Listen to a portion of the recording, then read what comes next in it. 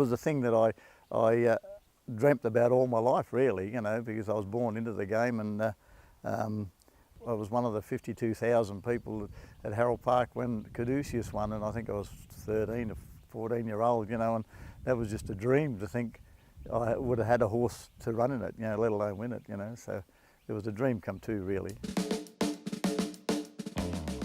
My Lightning Blue, who raced in New Zealand as Lightning Blue, was first emergency for the 1987 final at Addington, and his chances in the $350,000 event looked forlorn when he drew barrier 16. Following the scratching through injury of fellow Victorian Bag Limit, My Lightning Blue clawed his way into the field and emerged victorious in an all-Australian finish.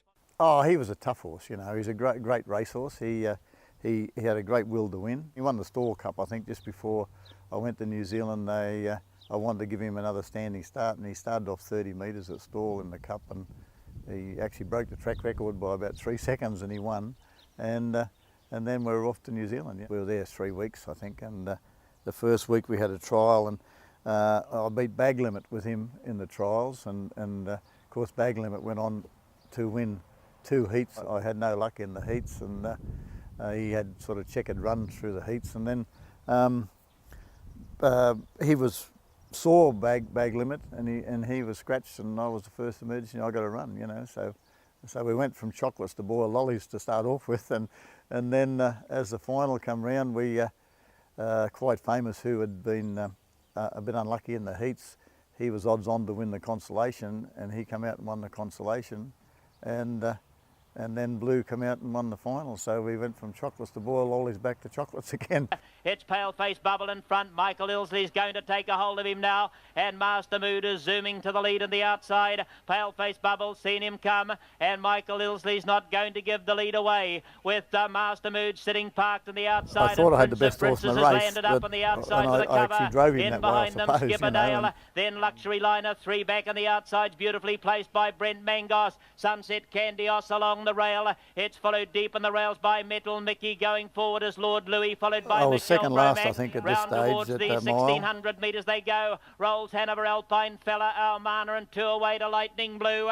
They stream down the side. Drew the worst. We drew outside the second line, 16. It was quite humorous, really. I didn't go to the barrier draw, and I had a mate who actually sold me the horse, went to the barrier draw, and it was done by, they had the girls come out and with the numbers on, and he picked what he thought was the prettiest girl, and it turned out it was barrier 16, and I wasn't too happy with him, you know, but as it turned out, he said to me, it was John Devlin, his name, he said to me, well, I won the Inter Dominion for you. He said, if you'd have drawn barrier 2 or 3, you'd have been up there charging.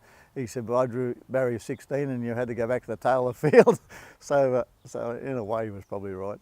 Well, there was a lot of pace on early. They were sort of cutting at each other a little wee bit, you know.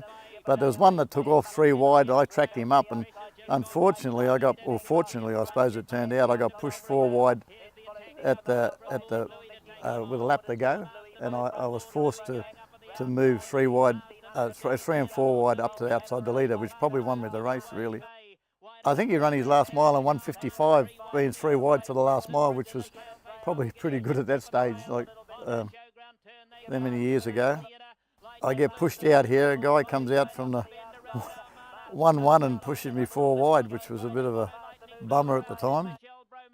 So once he got up outside, I think the worst horse in the race was the one that was leading, so it actually give me a bit of a boost when I got up outside of him.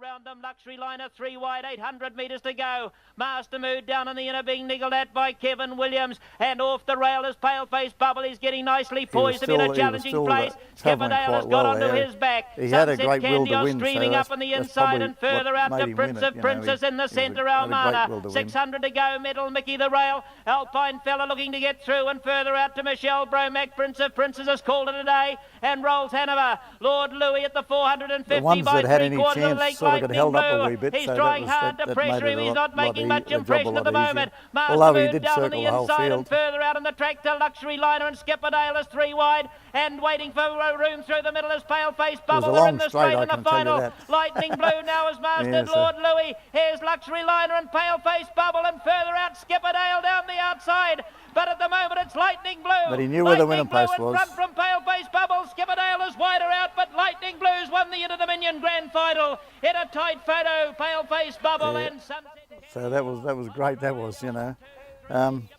When you think of it, I haven't actually seen an Inter-Dominion run as tough as that. You know, I think the one that Noel Alexander's horse won was similar. You know, but normally you see them, they either go to the front or they get close handy. But he was last, circled the field, 3 wide for the mile, and he run a world record. He was the fastest horse in the world for 2,600 metres at that stage. You know, so it was probably a really great win, knowing the horse drove him like he was the best horse in the race, and as it turned out he was, you know. So that probably won the race, you know.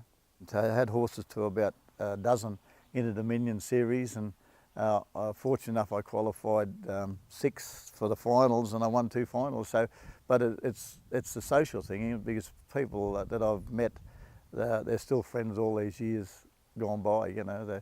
The trainers and drivers, like you get to know them off the track as well as on the track, and they're a great bunch, really.